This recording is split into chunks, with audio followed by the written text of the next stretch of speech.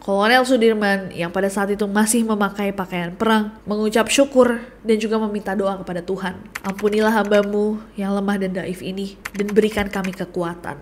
Di ujung doanya. Merinding gak? Jenderal Sudirman.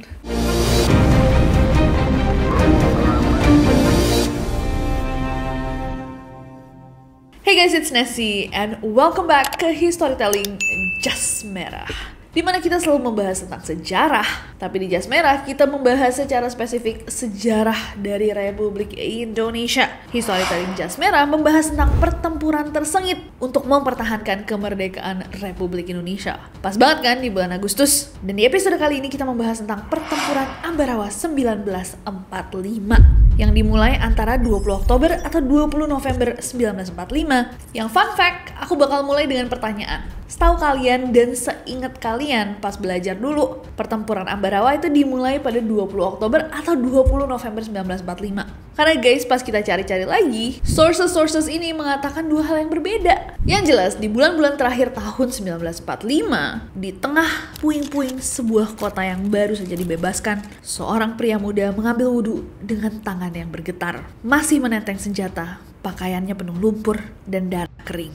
Ia bersujud dan berdoa, "Ya Allah, ya Tuhan, Maha Besar dan Maha Kuasa Engkau. Engkaulah sumber kekuatan dan kemenangan. Ampunilah hambamu yang lemah dan dhaif ini." Doa tersebut terlontar dari bibir seorang pemuda bernama Sudirman.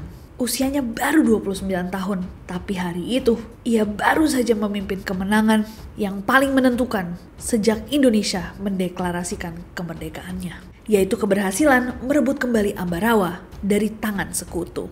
Tapi bagaimana Sudirman bisa sampai di sana, berlutut di tengah kota yang hampir hancur, dengan kemenangan yang hampir dibayar dengan nyawanya sendiri? Untuk tahu, kita harus mundur ke 20 Oktober 1945. Pada 20 Oktober tahun 1945, setelah Perang Dunia Kedua berakhir, negara-negara besar dunia itu masih terbagi dalam dua kelompok, dua kubu. Ingat kan guys? Kubu sekutu dan kubu poros. Dan tentara sekutu yang dipimpin sama Brigadir Bethel tiba di Semarang, Jawa Tengah, sebagai bagian dari AFNI. AFNI atau Allied Forces Netherlands East Indies adalah sebuah kelompok yang dibuat dengan misi utama untuk mengurus tawanan perang dan membantu Indonesia mengusir atau mengembalikan tentara Jepang yang masih berada di Indonesia. Jadi kelompok sekutu tiba di Indonesia, bilang bahwa mereka mau membantu Indonesia dan mendukung narasi kemerdekaan kita. Nah, tapi kalau misalnya kalian nonton pertempuran Medan Area yang kita bahas seminggu lalu, kalian akan tahu bahwa banyak sekali udang di balik batu nih, rencana-rencana terselubung dengan datangnya AFNI ke Indonesia untuk mengembalikan kekuasaan Belanda di Indonesia. Dan tambah sas lagi, mereka diem-diem datang ke Indonesia itu bukan cuma sama AFNI, tapi juga sama NICA, Netherlands Indies Civil Administration alias Belanda. Karena memang pada saat itu, walaupun setelah deklarasi kemerdekaan, Belanda belum mengakui bahwa Indonesia itu telah merdeka.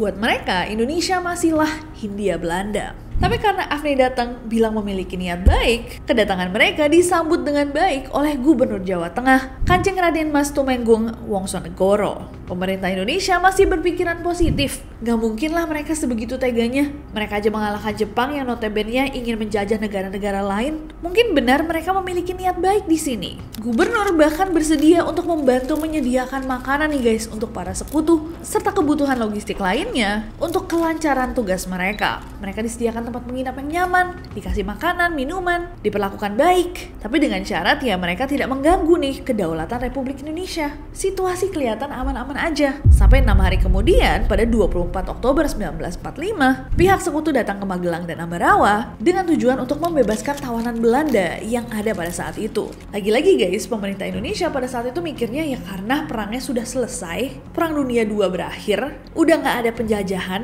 kita sudah mendeklarasikan bahwa kita merdeka, ya normal lah untuk mereka meminta tawanan perangnya dilepaskan. Mereka mau jemput tuh prajurit-prajurit Belanda. Nah, yang membagongkan adalah sesuai dengan rencana mereka, dibebaskanlah tawanan-tawanan Belanda tersebut.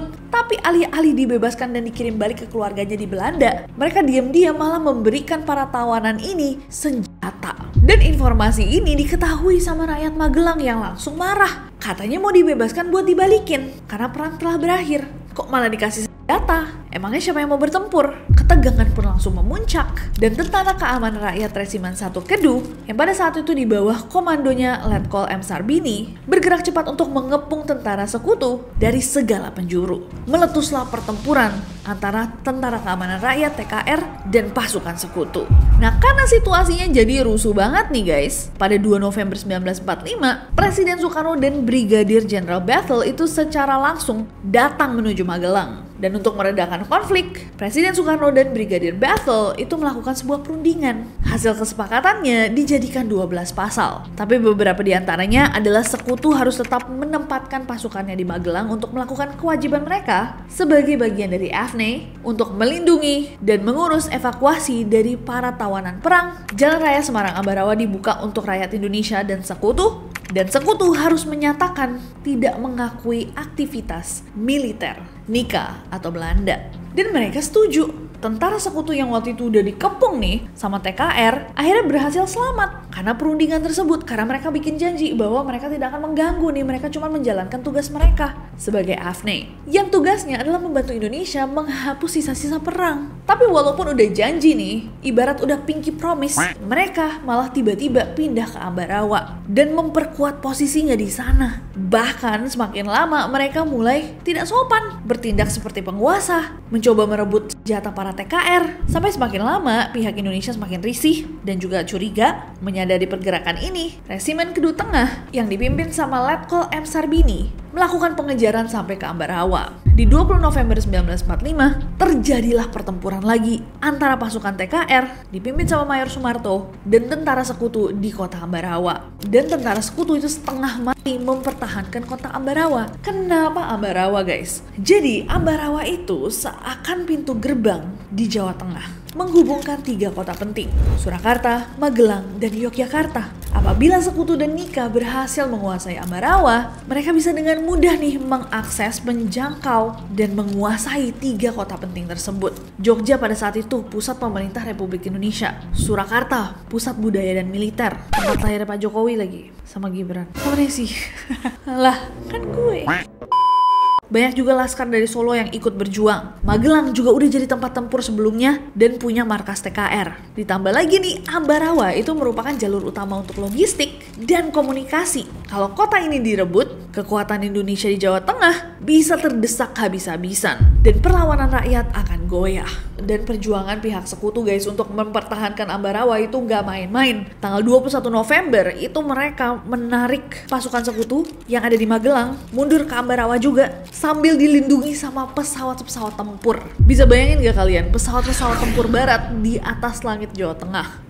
Keesokan harinya, tanggal 22 November, kota Ambarawa kedatangan sekutu lebih banyak lagi dan kotanya mulai menjadi medan perang. Bahkan pasukan Inggris itu melakukan pengeboman di beberapa kampung. Rakyat juga tidak tinggal diam. TKR segera membentuk barisan pertahanan di sepanjang rel kereta api yang membelah kota. Barisan ini diperkuat juga sama pemuda dari Boyolali, Salatiga, dan Kartasura. Bahkan laskar dari Kartasura, Suro, dan Ambarawa ikut bergabung. Semua bersatu mengangkat senjata. Puncak pertempurannya terjadi pada 23 November saat pagi menjelang pasukan Indonesia menyerang posisi sekutu di kompleks gereja dan makam Belanda di Jalan Margo Agung. Saat itu gabungan pasukan dari Yon Imam Adrongi, Yon Sugeng, dan Yon Soeharto bahu-membahu dalam serangan ini. Sekutu melawan balik. Mereka bahkan memanfaatkan tawanan Jepang guys dan diam-diam menyerang dari belakang garis pertahanan yang membuat pasukan Ambarawa itu berpindah posisi ke Bedono untuk menghindari jatuhnya korban jiwa lebih banyak.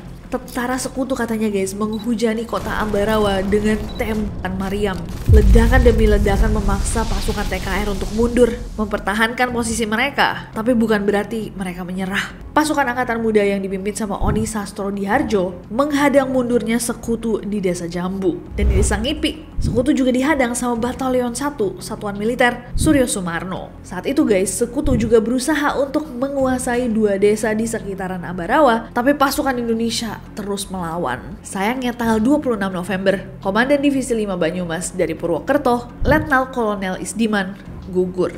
Kepergiannya ini adalah kehilangan yang luar biasa besar untuk Kolonel Sudirman. Pukulan besar yang menghantam Kolonel Sudirman inilah yang akhirnya membuatnya memutuskan untuk turun langsung ke Ambarawa. Kehadiran Sudirman yang pada saat itu masih kolonel membangkitkan semangat pasukan sampai para komandan itu mengadakan rapat guys untuk koordinasi. Dipimpin sama Kolonel Dahlan Iskandar. Dibentuklah markas pimpinan pertempuran di Magelang dan kota Ambarawa pada saat itu dibagi jadi 4 sektor, utara, selatan, barat, dan timur. Dan ini ide yang luar biasa guys, karena pasukan jadi bisa bertempur secara bergantian dan lebih terorganisir. Kolonel Sudirman juga mengusulkan teknik supit urang atau pengepungan ganda, sebuah taktik untuk mengepung musuh dari arah kanan dan kiri seperti seekor udang menjepit mangsanya. Taktik ini diterapkan sama para prajurit dan semangat berjuang itu luar biasa pada saat itu guys. Bala bantuan terus datang. Pemuda-pemuda Indonesia dari berbagai daerah, Magelang, Semarang, Yogyakarta, Surakarta, Salatiga, Purwokerto datang untuk berjuang bersama di Ambarawa. Dengan taktik supit urang tadi,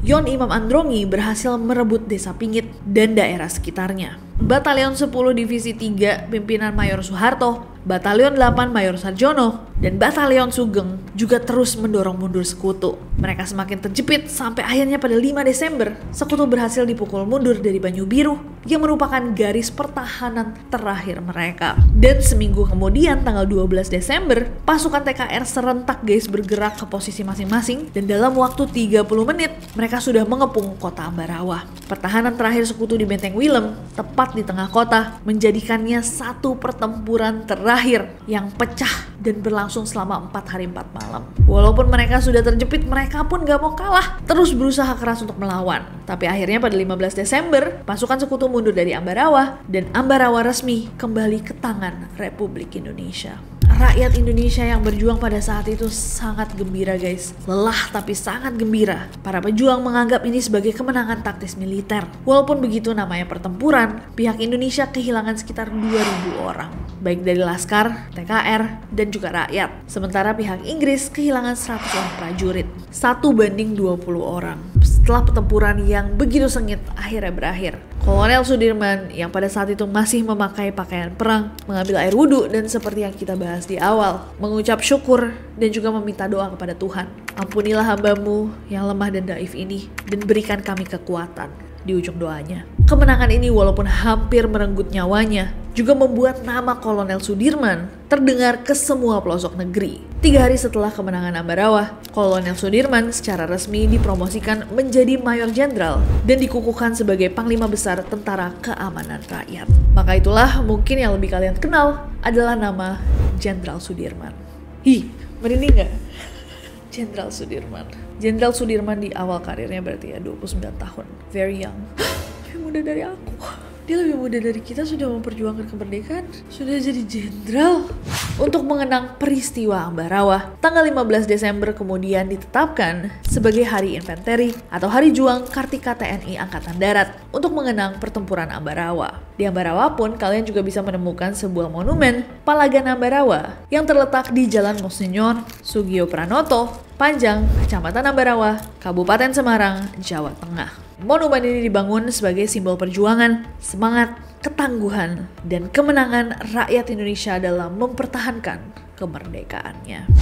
Dan itulah tadi sejarah dari pertarungan Ambarawa, bagian dari usaha para pejuang untuk mempertahankan kemerdekaan Indonesia yang ternyata nggak semudah itu guys untuk ditetapkan. Karena walaupun sudah deklarasi kemerdekaan sampai tahun 1949, banyak negara yang masih menganggap Indonesia itu belum merdeka. Dan masih banyak serangkaian pertempuran yang terjadi setelah deklarasi kemerdekaan 17 Agustus 1945. Kalau sebelumnya kita bahas tentang pertarungan Medan Area, pertarungan berdarah yang terjadi di Medan, kali ini kita membahas tentang pertarungan Ambarawa. Kira-kira next time kita harus bahas pertarungan apa guys? Sesi sejarah mana yang jangan pernah kita lupakan? Coba komen di bawah. Besok kita ketemu lagi di Neror, jadi make sure kalian udah pencet tombol subscribe-nya. Besok kita bahas yang horor-horor. Gak sabar untuk bacain komentar kalian. Gak sabar juga untuk ketemu kalian besok. So I'll see you guys tomorrow.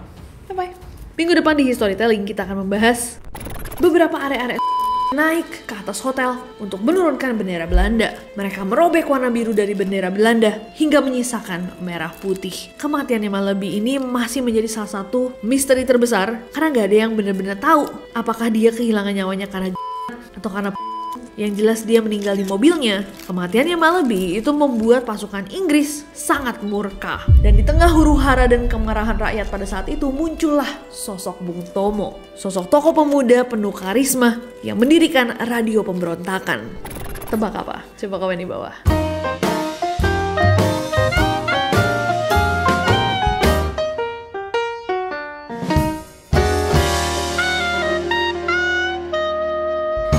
Lupa ininya apa? Netherlands East Indies.